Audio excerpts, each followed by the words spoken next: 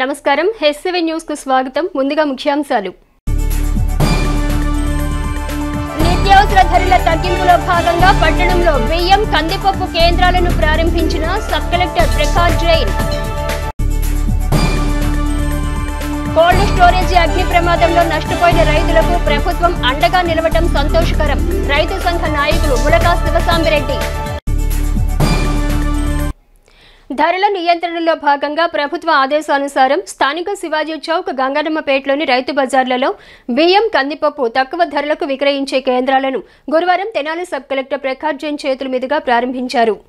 ఈ సందర్భంగా sub collector Prakash Jain మాట్లాడుతూ ప్రభుత్వ ఆదేశాల మేరకు రైతు బజార్లలో కందిపప్పు, బియ్యంలను తగ్గింపు ధరలకు ప్రజలకు అందుబాటులోకి తీసుకురావడం జరిగిందన్నారు.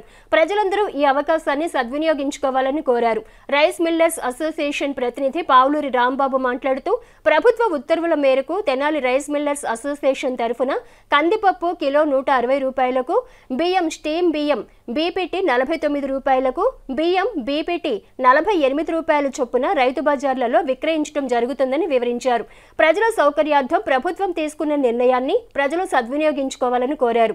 కార్యక్రమంలో కమిషన్ మర్చెంట్స్ అసోసియేషన్ ప్రతినిధి సుగ్గుల వెంకటప్పయ్య, అద్దంకి మోహన్, తహసీల్దార్ శ్రీనివాస్ బాబు, డిప్యూటీ తహసీల్దార్ జేవీఎస్ఎన్ మూర్తి, ఏఎస్ఓపి వాణి, రైతు బజార్ అధికారి టి రామకృష్ణ తదితరులు పాల్గొన్నారు.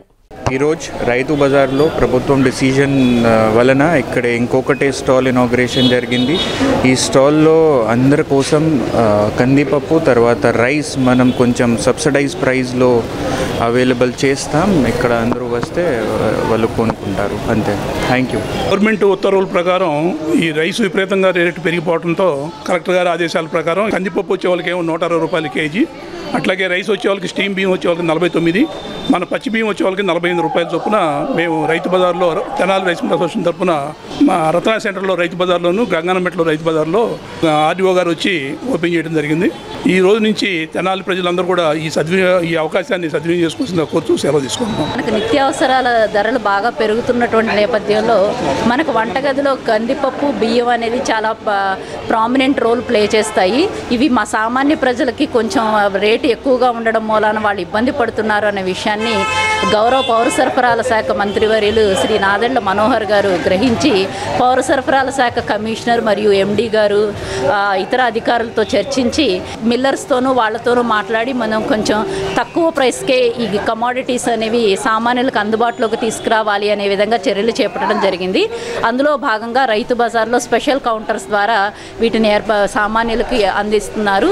180 రూపాయలు పైన పలుకుతున్నటువంటి కందిపప్పుని ఇక్కడ 160 రూపాయలకు అందించడం జరుగుతుంది. అలాగే మార్కెట్లో 52 నుంచి 55 రూపాయలు పలుకుతున్నటువంటి బీపీటీ రేని 49 రూపాయలకి, అలాగే రా రైస్ అందుబాటులో ఉంచడం జరిగింది. కాబట్టి ప్రజలందరూ కూడా ఈ అవకాశాన్ని సద్వినియోగం చేసుకోవాలని చెప్పేసి తెలియజేస్తున్నాము. స్థానిక గంగన్నమ్మపేటలోని శబరి వృద్ధాశ్రమంలో కెప్టెన్ ఎర్రంనేని విజయప్రసాద్ 36వ వర్ధంతిని గురువారం ఘనంగా నిర్వహించారు. ఈ సందర్భంగా విజయప్రసాద్ చిత్రపటానికి పలువురు ప్రముఖులు పూలమాలలు వేసి ఘన నివాళులర్పించారు. అనంతరం జాతీయ ఉపాధ్యాయ అవార్డు గ్రహీత వేజిళ్ల ఉమామహేశ్వరరావు మాట్లాడుతూ కెప్టెన్ విజయప్రసాద్ దేశం కోసం చేసిన సేవలు మరువలేనివని ప్రశంసించారు. సమాజ సేవలో నిరంతరం పాల్గొనే వైఎల్ నారాయణ, మీనా కుమారి దంపతుల కుమారుడు విజయప్రసాద్ అని, తల్లిదండ్రుల మార్గంను అనుసరిస్తూ దేశ రక్షణలో సేవలందించిన వ్యక్తి విజయప్రసాద్ అని కొనియాడారు. విజయప్రసాద్ ను నేటి యువత ఆదర్శంగా తీసుకోవాలని పేర్కొన్నారు. కార్యక్రమంలో భాగంగా తొలుత ఆశ్రమవాసులకు అల్పాహారాన్ని అందజేశారు. కార్యక్రమంలో జి మురళీరావు, ఆర్ ఆనందరావు, భుజంగరావు తదితరులు పాల్గొన్నారు. 28వ వర్ధంతి సందర్భంగా ఇక్కడ థెరపీ స్కూల్లో అరేంజ్ చేయడం జరిగింది. మరి కెప్టెన్ విజయప్రసాద్ మరి ఎర్రంనేని లక్ష్మీనారాయణ గారి ఏకైక పుత్రుడు. 36 సంవత్సరాల క్రితం శాంతి దళంలో శ్రీలంకలో పనిచేస్తూ పరమపదించారు. భారతదేశం తరఫున శాంతి దళంలో ఆ రోజుని పారా కమాండోగా వెళ్ళి అక్కడ ప్రభాకరన్ మీద ఎంతో ఒత్తిడి తీసుకురావడం జరిగింది. తర్వాత కొంతకాలానికి అదే ప్రభాకరన్ ఎక్కడైతే ఈ కెప్టెన్ విజయప్రసాద్ మరణించారో అదే ప్రాంతంలో మరణించడం కూడా జరిగింది. ఏదైనా భారతదేశానికి ఒక గర్వించదగినటువంటి ఒక సేనానిగా మన భారతదేశం అతను మన తెనాలివాసిగా మన అందరికీ తెలుసు. అతను ఆదర్శంగా నేటి యువత తీసుకుని మరి దేశం కోసం త్యాగం చేయాల్సిన అవసరం ఎంతైనా ఉంది. తన పేరు మీద ఆ కుమారుడు జ్ఞాపకార్థం పాఠశాలల్లో ఆటల పోటీలు నిర్వహించి ప్రైజులు ఇవ్వటం, అదేవిధంగా 10th క్లాసులో మంచి మార్కులు వచ్చిన విద్యార్థులకి ఆర్థిక సహకారం చేయటం, అట్లా ప్రతి విషయంలో కూడా నేనున్నాను అంటూ తన కుమారుడిని పాఠశాల పిల్లల్లో చూసుకుంటూ వారి జీవితాన్ని గడుపుతున్నారు. ఈరోజు 90 ఏళ్ల వయసులో కూడా వారు ఈ కార్యక్రమాన్ని నిర్వహించాలనే ఉద్దేశంతో వారు ఈరోజు రావటం జరిగింది. వారి భార్య మీనాకుమారి గారు కూడా ధన్యవాదాలు తెలియజేస్తున్నాం. విజయ ప్రసాద్ గారు సైన్యంలో పనిచేస్తూ శ్రీలంక వాళ్ళ తరఫున యుద్ధానికి వెళ్ళిన సమయంలో విరోచితంగా పోరాడి ప్రత్యర్థులు శత్రువుల చేతిలో వీరమరణం చెందడం జరిగింది.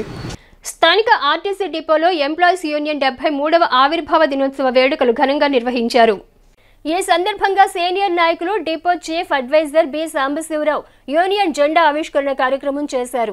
అనంతరం యూనియన్ నాయకులు మాట్లాడుతూ యూనియన్ 73వ ఆవిర్భావ దినోత్సవాన్ని రాష్ట్ర వ్యాప్తంగా ఘనంగా నిర్వహించుకోవటం సంతోషకరమన్నారు. కార్మికుల సమస్యల పరిష్కారానికి యూనియన్ ఎల్లప్పుడూ ముందంజలో ఉంటుందని పేర్కొన్నారు. రానున్న రోజుల్లో యూనియన్ ఆధ్వర్యంలో మరిన్ని కార్యక్రమాలు చేపట్టనున్నట్లు తెలిపారు. కార్యక్రమంలో zonal chief vice president P Yellamandaiah, జిల్లా సెక్రటరీ ఈ విజయ్ కుమార్, జిల్లా working president I Rajesh Khanna, depot గౌరవాధ్యక్షులు P Veeraiah Babu, R Mukteswararao, AV Krishnareddy, YSS Rao, depot అధ్యక్ష కార్యదర్శులు K Babu, N Sudhakar Rao, depot vice president M Manoj Kumar, depot treasurer BS Rao, V Eswararao, garage అధ్యక్ష కార్యదర్శులు డిడిఎస్ రావు, వి జోష్ బాబు, మహిళా నాయకులు జి పోలేరమ్మ, డిఎల్పి దేవి, భూలక్ష్మి, ప్రసన్న, ఫాతిమా, జ్యోతి, K Kamalakumari, TV Lakshmi, garage నాయకులు ఎస్కే రబ్బానీ, రాఘవయ్య, పలువురు ట్రాఫిక్, గ్యారేజ్ ఉద్యోగులు పాల్గొన్నారు. ఏపీపీటీడీ ఎంప్లాయీస్ యూనియన్ ఆవిర్భవించి 72 సంవత్సరాల నుండి 73 సంవత్సరంలో అడుగుపెడుతున్న సందర్భంగా ఈరోజు రాష్ట్ర వ్యాప్తంగా అన్ని డిపోల్లో ఎంప్లాయీస్ యూనియన్ ఆవిర్భావ దినోత్సవం ఘనంగా జరుగుతున్నాయి. ఆ సందర్భంగా తెనాలి డిపోలో కూడా ఉత్సవాలు జరుపుకుంటూ జెండా వందన కార్యక్రమం జరిగింది. ఇది 1952లోనే ఆర్టీసీ పుట్టినప్పటి నుంచే ఎంప్లాయీస్ యూనియన్ ఆవిర్భవించి సంస్థలో కార్మికులు ఎదుర్కొంటున్న సమస్యలకి పరిష్కారం కోసం అనేక పోరాటాలు చేసి అనేక కార్మికులకి అనుకూలమైన విజయాలు సాధించడం జరిగింది. పోరాటం చేసే విధానం మారింది, కానీ పోరాటం చేయాల్సిన అవసరం అయితే ఇంకా అనేక విషయాల్లో ఉంది. దానికోసం ఇప్పటికి కూడా ప్రభుత్వానికి అనేక విషయాల్లో రిప్రజెంట్ చేస్తూ కార్మికుల సమస్యల్ని ప్రభుత్వం దృష్టికి తీసుకెళ్తూ సాల్వ్ చేయడం జరుగుతుంది. మరి 1952లో ఆర్టీసీ సంస్థ పుట్టినప్పటి నుంచి ఈ రోజు వరకు అంటే 72 సంవత్సరాలు నిరంతరం పోరాటాలు చేస్తూ కార్మిక సమస్యల మీద, అలాగే మరి సంస్థను నిలబడటం కోసం ఎన్నో రకాలమైన ఉద్యమాలు చేసి మరి ఎంప్లాయీస్ యూనియన్ ముందుంది. ఈ రోజున ప్రభుత్వంలో విలీనమైన తర్వాత కూడా ఏపీజేఏసీ అమరావతితో అనుబంధంగా కలిసి పనిచేస్తూ ఎప్పటికప్పుడు కార్మికుల సమస్యలు అలాగే సంస్థ నిలబడటం కోసం ఎన్నో ఉద్యమాలు చేసి ఎన్నో రిప్రజెంటేషన్ల ద్వారా ముందుకెళ్తా ఉన్నాం. ఇప్పుడు రాష్ట్రంలో మరి ఏకైక పెద్ద యూనియన్గా ఏపీఎస్ఆర్టీసీలో ఎంప్లాయీస్ యూనియన్ ఇప్పుడు నిలిచి ఉంది. మీ అందరూ ఈ ఎంప్లాయీస్ యూనియన్ బలోపేతం చేస్తే కార్మిక సమస్యలు ఎప్పటికప్పుడే పరిష్కారం అవుతాయని కోరుకుంటున్నాను.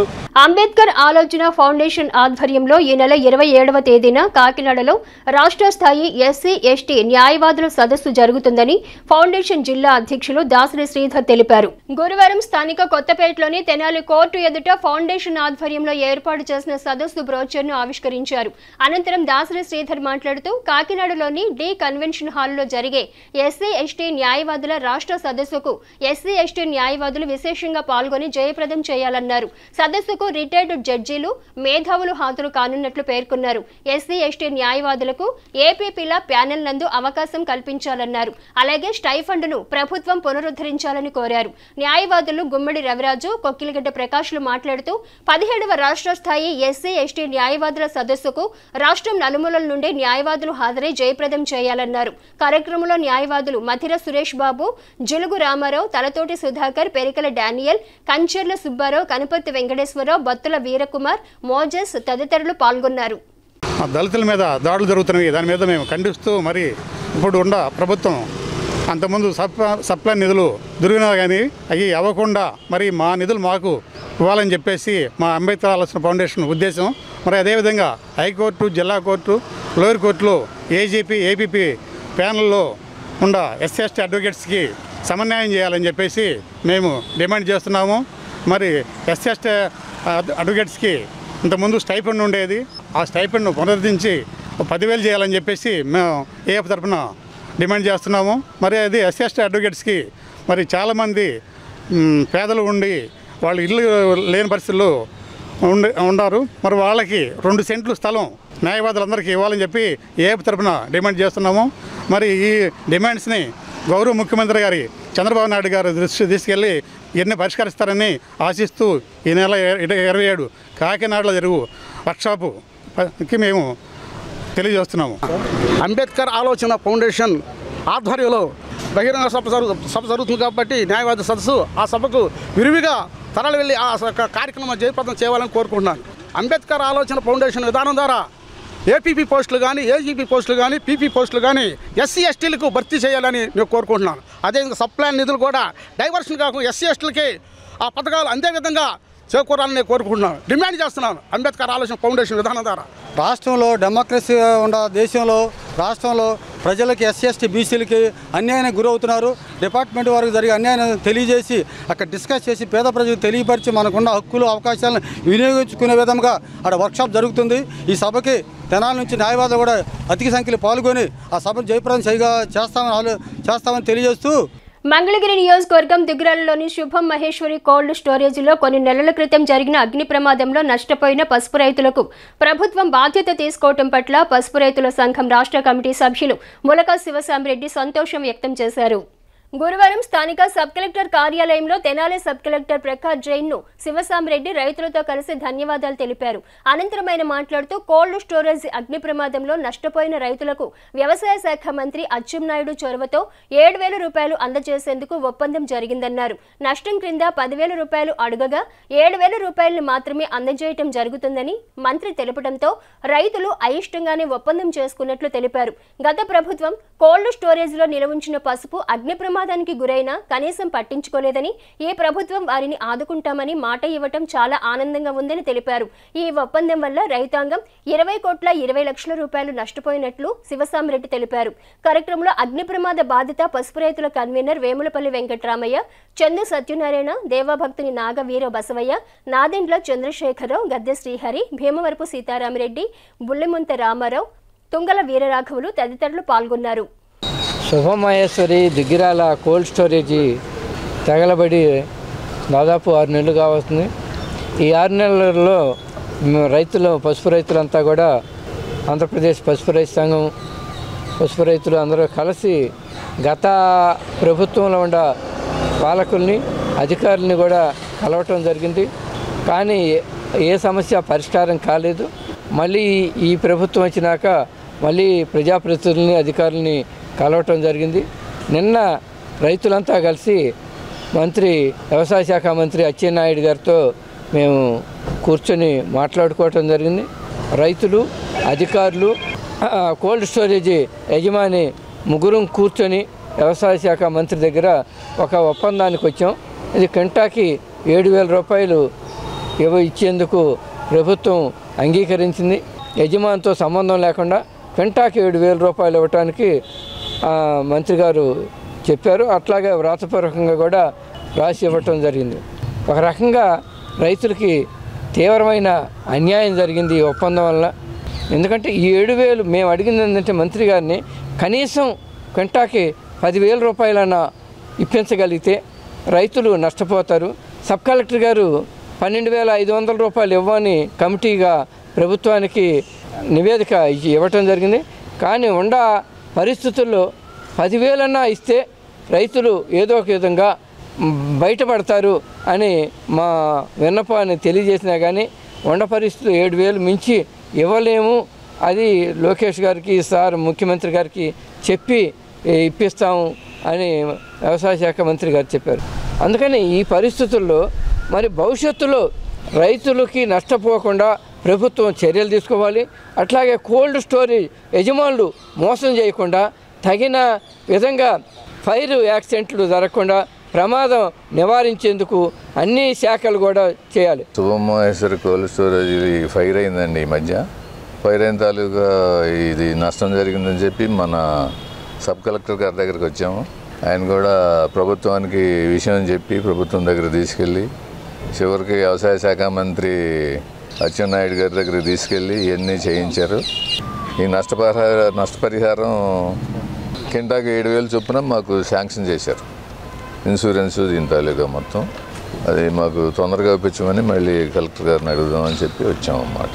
దుగ్గిరాల మండలంలో ప్రాథమిక ఆరోగ్య ఉప కేంద్రాల ఆధ్వర్యంలో విద్యార్థులకు పొగాకు వలన లాభాలు నష్టాలపై అవగాహన కల్పించారు.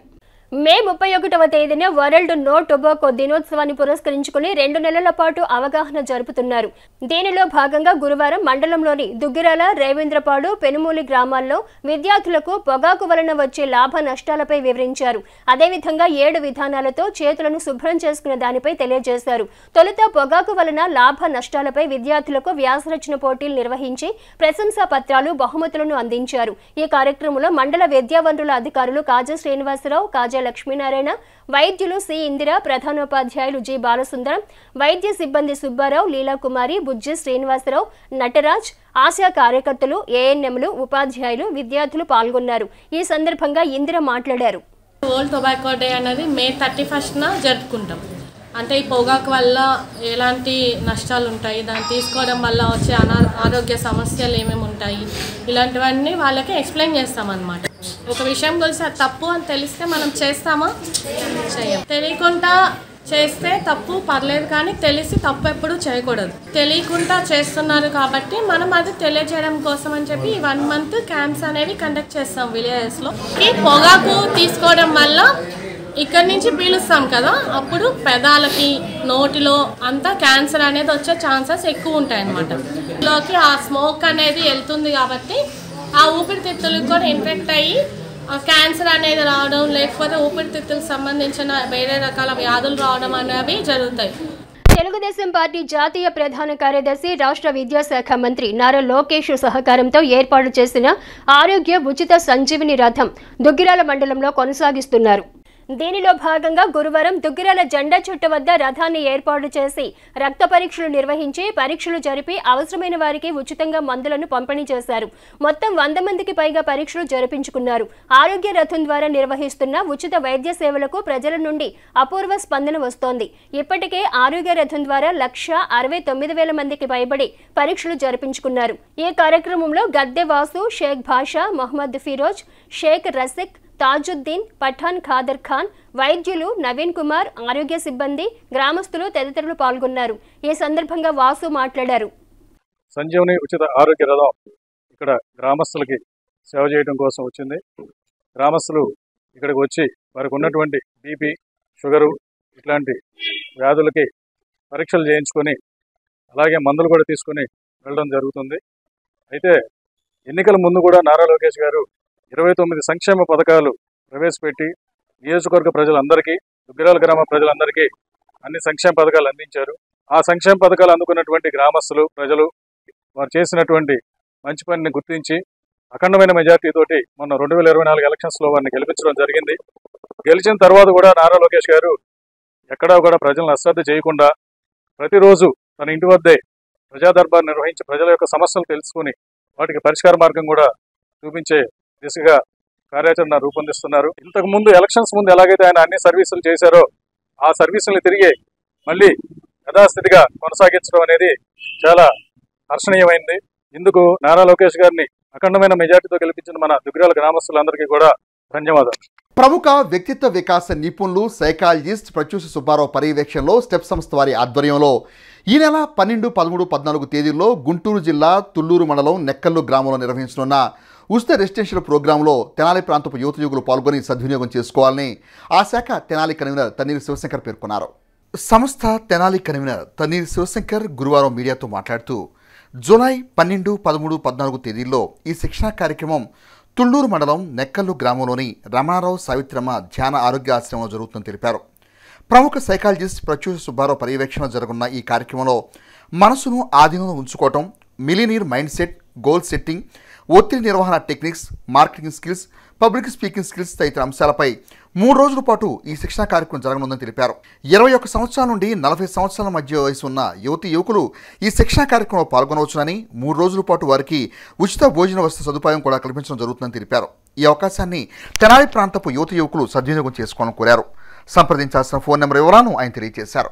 సంవత్సరాల నుండి 40 సంవత్సరాల వయసులో ఉన్నటువంటి నిరుద్యోగ యువతకు శుభవార్త. వీరికి సంబంధించి ఉద్యోగాల కోసం, వ్యాపారాల కోసం తమలో ఉన్నటువంటి నైపుణ్యాలను డెవలప్ చేసుకోవడం కోసం ఉచిత రెసిడెన్షియల్ శిక్షణా తరగతులు కార్యక్రమం ఏర్పాటు చేయడం జరిగింది. ఈ కార్యక్రమం 12, 13, 14 జూలై నెల అనగా రేపటి నుండి ఈ క్లాసులు ప్రారంభమవుతాయి. ఈ క్లాసులని గుంటూరు జిల్లా తుళ్ళూరు మండలం నెక్కల్లు గ్రామంలో ఉన్నటువంటి శ్రీ రమణారావు సావిత్రమ్మ ధ్యాన ఆరోగ్య కేంద్రంలో, ఆరోగ్య మందిరంలో ఈ కార్యక్రమాలు 3 రోజులు కూడా జరుగుతాయి. 2 రాత్రులు 2 పగలు అక్కడే ఉండవలసి వస్తుంది. ఈ కార్యక్రమం ఇందులో భాగంగా మరి యువతకు ప్రధానంగా నైపుణ్యాలని డెవలప్ చేసుకోవడానికి కోసం అవసరమైనటువంటి మనస్సును ఆధీనంలో ఉంచుకోవడం, millionaire mind set, goal setting, NLP techniques, వ్యక్తులతో వ్యవహరించడం, ఒత్తిడి నిర్వహణ technique, marketing skills, public speaking skills, ఇటువంటి తదితర అంశాలపైన 3 రోజుల పాటు శిక్షణ తరగతులు ఉంటాయి. ఈ 3 రోజులు కూడా యువతీ యువకులకు వేరువేరుగా వసతి సదుపాయంతో పాటుగా ఉచితంగా భోజనం కూడా ఏర్పాటు చేయడం జరుగుతుంది. ఎటువంటి రుసుము చెల్లించాల్సిన అవసరం లేదు. కావున నిరుద్యోగ యువకులందరూ కూడా ఈ కార్యక్రమాన్ని సద్వినియోగం చేసుకుంటారని చెప్పేసి ఆశిస్తున్నాం. మరి ముఖ్యంగా మరింత సమాచారం కోసం, అలాగే రిజిస్ట్రేషన్ కోసం మీరు సంప్రదించవలసిన ఫోన్ నంబర్స్ 9133174139. అదేవిధంగా మరో నెంబర్ 9581649555. ఈ నంబర్లలో సంప్రదించి మీకున్నటువంటి ఆసక్తిని. స్థానిక గాంధీనగర్లోని హ్యాపీ హాస్పిటల్ నందు వాసవి క్లబ్ వనిత ఆంధ్ర ప్యారిస్ ఆధ్వర్యంలో గురువారం గర్భసంచి క్యాన్సర్ నివారణపై అవగాహన సదస్సు నిర్వహించారు. ఈ సందర్భంగా happy hospital MD doctor Pavani Priyanka మాట్లాడుతూ మహిళలలో రోజురోజుకి పెరుగుతున్న గర్భసంచి క్యాన్సర్ పట్ల ప్రతి ఒక్కరూ అవగాహన పెంపొందించుకోవాలని సూచించారు. 10 సంవత్సరాల బాలికల్లో ప్రతి ఒక్కరికి తల్లిదండ్రులు గర్భసంచి క్యాన్సర్ నివారణ టీకాను వేయించి వారి ఆరోగ్య జీవనానికి తోడ్పడాలన్నారు. ISC officer club international vice president Bommisetti Lakshmikumari, president Gangisetti లీలారాణిలు మాట్లాడుతూ club international president Ravichandran, Chitra దంపతుల పెళ్లి రోజును పురస్కరించుకుని మెడికల్ క్యాంపు నిర్వహించి గర్భసంచి క్యాన్సర్ పై అవగాహన కల్పించినట్లు తెలిపారు. కార్యక్రమంలో club secretary Gollapudi Anuradha, treasurer V Vijayalakshmi, సభ్యులు కె పద్మావతి, అమరా కళ్యాణి, సుగుల లక్ష్మి తదితరులు పాల్గొన్నారు. ఈరోజు Vasavi club international president Ravichandran గారు మ్యారేజ్ డే సందర్భంగా మెడికల్ క్యాంప్ నిర్వహించడం జరుగుతుంది. ఈ మెడికల్ క్యాంప్కి happy hospital doctor madam Pavani Priyanka గారు గర్భసంచి నిరోధక, క్యాన్సర్ నిరోధక అవగాహన సదస్సుని ఏర్పాటు చేశాము. ఈ ప్రోగ్రాంకి మాకు సహకరిస్తున్న మేడంకి ధన్యవాదాలు. Vasavi clubs international president R Ravichandran గారు మరియు చిత్రగారుల దంపతుల మ్యారేజ్ డే సందర్భంగా ప్రపంచవ్యాప్తంగా క్లబ్స్, మన వాసవి క్లబ్స్ ఎక్కడైతే ఉన్నాయో అక్కడ ప్రతి చోట కూడా ఈరోజు మెడికల్ క్యాంప్ నిర్వహించడం జరుగుతుంది. గుంటూరు జిల్లాలో తెనాలి వాసవి క్లబ్ వనిత ఆంధ్ర ప్యారిస్ తెనాలి ఆధ్వర్యంలో గర్భనిరోధక క్యాన్సర్ అవగాహన సదస్సును నిర్వహిస్తున్నాము.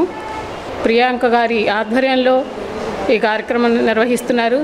చాలా చక్కగా తెలియని విషయాల్ని మరి మెంబర్స్ అందరికీ అర్థమయ్యే రీతిలో చక్కగా నిర్వహించారు. తెనాలి వాసవి క్లబ్ వనిత వారి ఆధ్వర్యంలో health camp and awareness program ప్రారంభించడం జరిగింది. ఇందులో ముఖ్యంగా ఆడవాళ్ళకి గర్భసంచి క్యాన్సర్ నిరోధక టీకాల గురించి మరియు తీసుకోవాల్సిన ముఖ్యమైన జాగ్రత్తలు, వాటికి సంబంధించిన వివరాలు పూర్తిగా వివరించటము, కొన్ని మెడికల్ ఇన్వెస్టిగేషన్ అంటే టెస్టులు కూడా చేయడం జరిగింది. ముఖ్యంగా ఆడవాళ్ళలో వచ్చే గర్భసంచి క్యాన్సర్ కేసులు అధికంగా అవుతున్నాయి కాబట్టి ఇవాళ ఈ అవగాహన సదస్సు ద్వారా ఫ్యామిలీ హిస్టరీ ఆఫ్ క్యాన్సర్ని ఎలా గుర్తించాలి, ఆ గుర్తించినప్పుడు మన ఇంట్లో ఎవరికైనా క్యాన్సర్ ఉంటే మనం త్వరగా జాగ్రత్తలు పాటించటము, టీకాలు వేయించుకోవటము చేయాల్సిన వివరాలు తెలియజేశాము. సార్వత్రిక ఎన్నికల్లో కూటమి అఖండ విజయం సాధించిన నేపథ్యంలో దుగ్గిరాల గ్రామానికి చెందిన నారా హనుమంతరావు మోకాళ్లపై తిరుమల కొండ ఎక్కి స్వామివారిని దర్శించుకుని మొక్కులను చెల్లించుకున్నారు. సార్వత్రిక ఎన్నికల్లో కూటమికి అఖండ విజయం చేకూరడంతో దుగ్గిరాలకు చెందిన తెలుగుదేశం పార్టీ నాయకులు నారా హనుమంతరావు బుధవారం మోకాళ్లపై తిరుమల కొండకు ఎక్కి స్వామివారికి మొక్కులు చెల్లించుకున్నారు. ముఖ్యంగా మంగళగిరి నియోజకవర్గంలో తెలుగుదేశం పార్టీ జాతీయ ప్రధాన కార్యదర్శి నారా లోకేష్ సార్వత్రిక ఎన్నికల్లో అఖండ విజయం సాధించడంతో హనుమంతరావు తిరుమల కొండ ఎక్కి కలియుగ ప్రత్యక్ష దైవం శ్రీ వెంకటేశ్వర స్వామిని దర్శించుకుని మొక్కును చెల్లించుకున్నారు. కూటమి ప్రభుత్వంలో 100% రాష్ట్రం అభివృద్ధి బాటలో నడుస్తుందని, అన్ని వర్గాల ప్రజల అభివృద్ధే లక్ష్యంగా కూటమి ప్రభుత్వం పనిచేస్తుందని నారా హనుమంతరావు పేర్కొన్నారు. విద్యుత్ వినియోగదారులకు నాణ్యమైన హెచ్చుతగ్గులు లేని నిరంతర విద్యుత్తును అందించేందుకు విద్యుత్ శాఖ సిబ్బంది కృషి చేయాలని విద్యుత్ శాఖ ఈఈ వివి చిరంజీవి పేర్కొన్నారు. గురువారం వేమూరులో తమ సిబ్బందితో కలిసి విద్యుత్ మీటర్లు, విద్యుత్ లైన్ల తనిఖీ నిర్వహించారు. అనంతరం శ్రీ లక్ష్మీ గణపతి కళ్యాణ మండపంలో విద్యుత్ శాఖ సిబ్బందితో సమావేశం ఏర్పాటు చేసిన ఈఈ మాట్లాడుతూ రాష్ట్ర ముఖ్యమంత్రి నారా చంద్రబాబు నాయుడు విద్యుత్ శాఖ పనితీరుపై సమీక్షించడం జరిగిందని, రాష్ట్ర ప్రజలకు నిరంతరం విద్యుత్ అందించే విధంగా చర్యలు తీసుకుంటున్నారని గుర్తు చేశారు. ముఖ్యమంత్రి నారా చంద్రబాబు నాయుడుకు విద్యుత్ శాఖపై పూర్తి అవగాహన కలిగి ఉన్నారని, ఈ మేరకు ప్రజలకు విద్యుత్ అందించే విషయంలో ప్రత్యేక శ్రద్ధ కనబరుస్తారని పేర్కొన్నారు. విద్యుత్ శాఖ సిబ్బంది తమ పరిధిలో గ్రామాల్లో విద్యుత్ లైన్లు ఎప్పటికప్పుడు తనిఖీ చేసుకుంటూ అంతరాయం లేని విద్యుత్ను అందించే విధంగా చొరవ చూపాలని అన్నారు. ఈ సందర్భంగా పలు అంశాలపై సిబ్బందికి అవగాహన కల్పించారు. ఈ కార్యక్రమంలో విద్యుత్ శాఖ ఏడీఏలు కె రాజశేఖర్, అశోక్ కుమార్, ఏఏలు, ఎల్ఐలు, లైన్మ్యాన్లు, విద్యుత్ శాఖ సిబ్బంది పాల్గొన్నారు. మీకు క్వాలిటీ కరెంటు, ఇంటరప్షన్ లేని కరెంటు ఇస్తామని అందరి ముందు హామీ ఇచ్చారు. దానికి తగ్గట్టుగా కరెంట్ డిపార్ట్మెంట్ వాళ్ళు కూడా బాగా పనిచేస్తారు.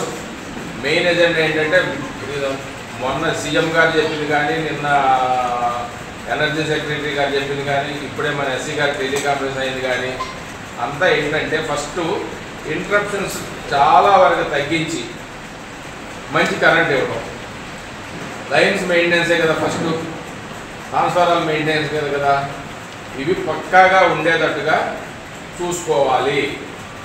కొన్ని ఏరియాస్లో బాగా తగ్గినాయి, కొన్ని ఏరియాస్ కానీ కొన్ని ఫీడర్స్ కానీ ఇంకా తగ్గలేదు. ఇప్పుడు మానిటర్ చేస్తారు కార్పొరేషన్ నుంచి కానీ, ఎనర్జీ డిపార్ట్మెంట్ నుంచి కానీ, వీలైతే సీఎం పేషి నుంచి కూడా మానిటర్ చేస్తారు. మన ఆంధ్రప్రదేశ్ సీఎం గారికి ఎలక్ట్రిసిటీ డిపార్ట్మెంట్ మీద మంచి గ్రిప్ ఉంది. కన్జ్యూమర్స్కి గుడ్ క్వాలిటీ కరెంట్ ఇవ్వాలని, ఇంటరప్షన్ లేని కరెంట్ ఇవ్వాలని ఆయన ఫస్ట్ నుంచి ఉన్న కాన్సెప్ట్. ఆయన కోర్టు అనుకూలంగా తీర్పు ఇచ్చిన అన్న కుటుంబంపై ఒక తమ్ముడు దౌర్జన్యం చేసి ఘర్షణ దిగిన సంఘటన వేమూరు నియోజకవర్గం కొల్లూరు మండలం కోటిపల్లి గ్రామంలో చోటు చేసుకుంది. ఆ వివరాలు ఈ విధంగా ఉన్నాయి. బాధిత కుటుంబ సభ్యులు తెలిపిన వివరాల ప్రకారం కోటిపల్లి గ్రామానికి చెందిన తుర్లపాటి పెదరామయ్యకు 2 కుమారులు. పెద్ద కొడుకు తుర్లపాటి ఆంజనేయులు కాగా చిన్న కొడుకు తుర్లపాటి నాగేశ్వరరావు. వీరికి ఇళ్ల స్థలం 14 సెంటు, పంట భూమి 1 ఎకరా ఉంది. తుర్లపాటి పెదరామయ్య పెద్ద కుమారుడు ఆంజనేయులు చనిపోయాడు. అతనికి 5 ఆడపిల్లలు. అన్న చనిపోయిన తర్వాత తమ్ముడు ఆ ఆస్తిలో అన్న కుటుంబ సభ్యులకు ఎలాంటి సంబంధం లేదని, ఇల్లు ఖాళీ చేసి వెళ్ళిపోవాలంటూ ప్రతిరోజు మద్యం సేవించి వచ్చి వారిపై దౌర్జన్యం చేసాగాడు. దీంతో తుర్లపాటి ఆంజనేయులు కుటుంబ సభ్యులు చేసేదేమీ లేక కోర్టును ఆశ్రయించారు. ఎట్టకేలకు 2 సంవత్సరాల తర్వాత ఆంజనేయులు కుటుంబ సభ్యులకు అనుకూలంగా కోర్టు తీర్పునిచ్చింది. కోర్టు తీర్పును అనుసరించి లాయర్, సర్వేయర్ గ్రామస్తుల సమక్షంలో హద్దులు కొలవటానికి రాగా తుర్లపాటి నాగేశ్వరరావు మరలా ఆ స్థలం తందంటూ వాదిస్తూ దౌర్జన్యాన్ని దిగాడు. దీంతో కొద్దిపాటి ఘర్షణ అక్కడ చోటు చేసుకుంది. కొల్లూరు పోలీస్ స్టేషన్లో ఇరువురు పరస్పరం కేసులు పెట్టుకున్నారు. కొల్లూరు మండలం వెలటూరు పోస్ట్, బాపట్ల జిల్లా అండి. తుర్లపాటి పెదరామయ్య గారికి 2 కొడుకులు ఉన్నారండి. ఒక అతను పెద్ద ఆయన పేరు తుర్లపాటి ఆంజనేయులు గారు, రెండో అతను మా బాబాయ్ గారు, ఆయన పేరు తుర్లపాటి నాగేశ్వరరావు గారండి. పెదరామయ్య గారికి 4 ఆడపిల్లలండి. తుర్లపాటి ఆంజనేయులు గారికి 5 సంతానం. 5 సంతానంలో లాస్ట్ అమ్మాయిని నేనండి. మా నాన్నగారు 2005 సంవత్సరంలో చనిపోయారు. ఇప్పటికి 20 సంవత్సరాలండి. 20 సంవత్సరాల నుంచి కూడా మా బాబాయ్ గారు మాకు రావాల్సిన ఆస్తిని మాకు ఇవ్వకోకుండా, మేము మా నాన్నగారు ఉన్నప్పుడే ఆస్తి మొత్తం పంచిచ్చారండి. నాన్నగారు చనిపోయారు. మా దురదృష్టం కొద్ది మామగారు చనిపోయారు. రాము గారు చనిపోయిన తర్వాత కోర్టులో వేశాడు. ఏమని? పెదరామయ్య గారికి ఈ ఆంజనేయులు అతను పుట్టలేదు, వీళ్ళు ఎక్కడి నుంచో వచ్చి ఆక్రమించి ఈ స్థలంలో ఉంటున్నారు అని కోర్టులో కేసేశాడు. ఇక కోర్టులో కేసులో ఎట్టగొట్ట మేమే గెలిచామండి. వాళ్ళే ఉండారని కమిషనర్ గారు వాళ్ళందరూ వచ్చి కూల్చుకొని అన్నీ చూసి కోర్టు తీర్పిచ్చింది. కోర్టు తీర్పిచ్చి ఎవరు ఆస్తే వాళ్ళలో ఉండాలి, ఎవరికి వాళ్ళే ఉండండి అని చెప్పారు. అన్న తర్వాత మేము ఇప్పుడు రాళ్ళు వేసుకుందామని చెప్పేసి ముందే ఇంటిమేషన్ ఇచ్చామండి మా బాబాయ్ గారికి. ఇట్లా మేము రాళ్ళు వేసుకుందాం అనుకుంటున్నాము. స్థలాలు కానీ ఇంటి స్థలం 8.5 సెంట్ అండి, వేరే చోట 4.5 సెంట్ ఉంది, ఒక చోట పొలం 36 సెంట్ ఉంది, ఒక చోట 1/2 ఎకరం ఉంది. కూచినపూడిలో కూడా 1/2 ఎకరం పొలం ఉందండి. అయినా కానీ ఆ కూచినపూడిలో 1/2 ఎకరం పొలం కూడా 20 సంవత్సరాల నుంచి అంతకు ముందు నుంచి అయినా సరే మేము ₹1 కూడా మేము తినలేదండి. ఆయనే అనుభవిస్తున్నాడు. అయినా కానీ తండ్రే పోయాడు అని మేము మెదలకుండా ఉన్నాం. మనం చేయగలిగింది ఏమి లేదు, మనకు మగ దిక్కు లేదు అని మేము మెదలకుండా ఊరుకున్నాం. ఇప్పుడు మా అమ్మగారి పని అయిపోయిందండి. మా అమ్మ పెద్దవారు అయిపోయారు. ఆవిడేమన్నారు, అమ్మ మీది మీకు ఇచ్చేస్తాను, నేను పెద్దదాన్ని అయిపోయాను, ఎదురు తీర్పిచ్చింది కదా, మీరు రాళ్ళు వేసుకోండి, తల కాతి తీసుకుంటూ వచ్చిందంటూ ఆవిడ అన్నారని చెప్పేసి మేము మా బాబాయ్ గారికి చెప్పి మీరు ఇట్లా రాళ్ళు వేసుకుంటున్నాము, మీరు కూడా రండి అంటే సరే వస్తానన్నాడు. వచ్చిన తర్వాత అండి రాళ్ళు వేస్తుంటే మా పిన్ని మా చెల్లి వచ్చి మా అక్కయ్య వాళ్ళు కొట్టి పడేసి నానా దుర్భషలాడండి. ఇప్పుడు ఏమి లేదండి, మీరు మాకు చేయాల్సింది ఏంటంటే మా నాన్నగారి నుంచి వచ్చే సవర్జితం ఆస్తి మాకు ఏదైతే ఉందో ఇద్దరికి మాకు ఎక్కువ వద్దు తక్కువ వద్దు, ఆయన ఆస్తి ఆయన తీసుకోమనంటే మాది మేము తీసుకుంటాం. కాగితాలు కూడా ఇవ్వట్లేదండి, ఇంటి కాగితాలు కానీ స్థలం కాగితాలు కానీ పొలం కాగితాలు కానీ ఏమి మాకు ఇవ్వడండి, అన్నీ తనే ఆక్రమించుకుంటాడు. అదేమంటే ఎక్కడి నుంచి వెళ్ళిపోవాలి. కోర్టు ఇచ్చిన తీర్పు కాగితం దీని ప్రకారం మేము సరిహద్దు రాళ్ళు వేసుకుంటున్నాం. ఒక వారం 10 రోజుల క్రితం వచ్చి ఇట్లా సరిహద్దు రాళ్ళు వేసుకుంటున్నామని వేస్తాం మా బాబాయ్ అని చెప్పాం. చెప్తే సరేనన్నాడు. సరేనంటే మా అత్తయ్య వాళ్ళని కూడా పిలవమన్నాం. మేము కూడా ఫోన్ చేసాం. మా అత్తయ్య వాళ్ళు రాలేదు. అప్పుడు పోయిన 10 రోజుల క్రితం మేము వచ్చినప్పుడు రాకపోతే మళ్ళీ ఫోన్ చేసాం. ఫోన్ చేస్తే మీ ఇద్దరు సఖ్య కొలతలు అని చెప్పి మీ ఊరు పెద్ద మనుషుల సమక్షంలో సర్వే వాళ్ళని పిలిచి మేము రాళ్ళు వేసుకుంటున్నాం. రాళ్ళు వేసుకుంటే మా పిన్ని అడ్డం పడి నువ్వు రాళ్ళు వేయటానికి ఇల్లేదని చెప్పి మా మీద గొడవాడి మమ్మల్ని నెట్టేసి ఇగో ఇవన్నీ బట్టలు కూడా చించేసి చీర లాగేసి గందరగోళం చేసి వెళ్ళి కేసు పెడతానని వెళ్ళింది కొల్లూరు. వెళ్తే వాళ్ళు వెళ్ళింది మీరు కూడా వెళ్ళాలంటే మేము కూడా వెళ్ళి ఇప్పుడు పోలీస్ స్టేషన్లో కేసు పెట్టొచ్చాం. మీరే తీర్పు చెప్పాలి. మేము అన్యాయంగా మేము ఒక సభ మాకు అవసరం, మా సభ మాకు ఉంటే చాలు. మా నాన్న పోయాడు, ఈ స్థలం మాకు అవసరమా, ఈ సొమ్ము మేము ఆశపడతలేదని మేము 20 ఏళ్ళు అయినా కానీ మేము అసలు దాని గురించి మేము పట్టించుకోలే. మా చిన్నమావి వచ్చి అమ్మ నాయనమ్మ గొలుసు మీ బాబాయ్ దగ్గరే ఉంది మాకు ఇవ్వలేదు అని అంటే నేను మావయ్య ఇన్నాళ్ళు మట్టి మీరు తీసుకోపాటు పెట్టి మీ ఆడపిల్లలు తీసుకున్నారు అనుకున్నాము. మరి ఎందుకు తీసుకోలేదు, ఎవరు ఇవ్వలేదో మరి మాకైతే తెలియదు. మాకు ఆ విషయం మీరు చెప్పను కూడా చెప్పరా. నువ్వు చెప్పావు కాబట్టి ఆడపిల్లలందరికీ నేను ఫోన్ చేస్తున్నా, మీరు రండి, వచ్చి పెద్ద మనుషుల ముందు మాట్లాడదాం. ఏదన్నా ఉంటే అక్కడ మాట్లాడుకోండి, మీకు ఏది కావాలో మీకు వస్తే మీరు తీసుకోండి, లే మాకు వస్తే మేము తీసుకుంటాం, మీరు అందరు రండి అని నేను అందరికి ఫోన్ చేశా. ఎవరు రాలేదు. పెద్ద మనుషుల సమక్షంలో మేము రాడేసుకుంటే మమ్మల్ని ఈ రకంగా ఇబ్బంది పెడుతున్నారు. గత 28 రోజులుగా తెనాలి గంగానంపేటలోని శ్రీ విద్యాపీఠం నందు శ్రీ విద్యాపీఠం శ్రీ శాలిగ్రామ ట్రస్ట్ వారి సంయుక్త ఆధ్వర్యం నిర్వహిస్తున్న నవగ్రహ సహిత శ్రీ నక్షత్ర సంపూర్ణ మహాశాంతి యజ్ఞం గురువారం పూర్ణాహుతి కార్యక్రమంతో ఘనంగా ముగిసింది. తెనాలి గంగానంపేటలోని శ్రీ విద్యాపీఠం శ్రీ శాలిగ్రామ ట్రస్ట్ వారి సంయుక్త ఆధ్వర్యంలో బాలస్వామీజీ పర్యవేక్షణలో జరుగుతున్న శ్రీ నవగ్రహ సహిత నక్షత్ర సంపూర్ణ మహాశాంతి యజ్ఞం గురువారం వైభవంగా ముగిసింది. తొలుత చివరి రోజైన గురువారం విశేష పూజలు, నక్షత్ర హోమాది కార్యక్రమాలను పండితులు పవన్ కుమార్ శర్మ నేతృత్వంలో శాస్త్రోక్తంగా నిర్వహించారు. అనంతరం బాలస్వామీజీ పూర్ణాహుతి కార్యక్రమంలో పాల్గొని హోమంలో పూర్ణాహుతి ద్రవ్యాన్ని సమర్పించి భక్తులను ఉద్దేశించి అనుగ్రహ భాషణ చేశారు. సాయంత్రం శివపార్వతుల కళ్యాణ మహోత్సవం కన్నుల పండుగ నిర్వహించారు. కళ్యాణ మహోత్సవం అనంతరం జయలక్ష్మి మాతృమండలి సభ్యులు అమ్మవారికి సారెను సమర్పించారు. ఈ కార్యక్రమంలో ట్రస్ట్ చైర్మన్ నంబూరు వెంకట కృష్ణమూర్తి, సభ్యులు కొరా నాగేశ్వరరావు, గోపు రామకృష్ణ, ముద్దాభక్తుని రమణయ్య, రావురి సుబ్బారావు, టీటీడీ దాస సాహిత్య ప్రాజెక్ట్ జిల్లా అధ్యక్షులు గడ్డిపాటి శ్రీనివాసరావు, పలువురు సభ్యులు పాల్గొన్నారు. భక్తులు విశేష సంఖ్యలో పాల్గొని పూర్ణాహుతి కళ్యాణోత్సవాలను తిరిగించి స్వామివారి ఆశీస్సులు అందుకున్నారు. శ్రీ విద్యాపీఠం శ్రీ శాలిగ్రామ మఠం సంయుక్త ఆధ్వర్యంలో శ్రీ నవగ్రహ సహిత శ్రీ నక్షత్ర సంపూర్ణ శాంతి మహాయజ్ఞ కార్యక్రమం ఈరోజు పూర్ణాహుతి కార్యక్రమం చేసుకున్నాము. ఈరోజు 27 నక్షత్రాలను పురస్కరించుకుని యజ్ఞ కార్యక్రమం, అలాగే సాయంత్రం సమయంలో విశేషంగా శివపార్వతుల శాంతి కళ్యాణ కార్యక్రమం, అలాగే ఆషాఢమాస శుభ సందర్భంగా అమ్మవారికి విశేషంగా ముత్తైదువుల చేత సారి జరిపే కైంకర్యం కూడా జరుగుతుంది. అలాగే లోక కళ్యాణం కొరకు, విశ్వశాంతి కొరకు అద్భుతమైన ఈ మహాయజ్ఞ కార్యక్రమం 29 రోజుల పాటు చాలా విశేషంగా భగవతి యొక్క దివ్యానుగ్రహంతో ఎల్లాప్రగడ పవన్ కుమార్ శర్మ గారి యొక్క ఆధ్వర్యంలో చాలా విశేషంగా నిర్వహించాము. అలాగే అందరికీ భగవతి యొక్క దివ్య అనుగ్రహం లభించాలని, అలాగే విశ్వశాంతి జరగాలని, లోక కళ్యాణం జరగాలని ఈ యజ్ఞ కార్యక్రమాన్ని సంకల్పం చేసి నిర్వహించాము. అందరికీ ఈరోజు విశేషంగా అన్నప్రసాద కైంకర్యం కూడా చేశాము. అందరికీ భగవతి యొక్క దివ్యానుగ్రహం పరిపూర్ణంగా లభించాలని కోరుకుంటున్నాం. హరి ఓం తస్సత్. శ్రీమాత్రే నమః. భక్త మహాశైలకు శ్రీ విద్యాపీఠం నందు గత 27 రోజుల నుంచి నక్షత్ర హోమాలు జరుగుతున్నవి. కావున దీనికి సందర్భంగా ఈరోజు మహాపూర్ణాహుతి జరిగింది కాబట్టి సాయంత్రం వచ్చి శివపార్వతులకు శాంతి కళ్యాణము, ఆషాఢ మాసం సందర్భంగా అమ్మవారికి సారే జరుపబడుతుంది.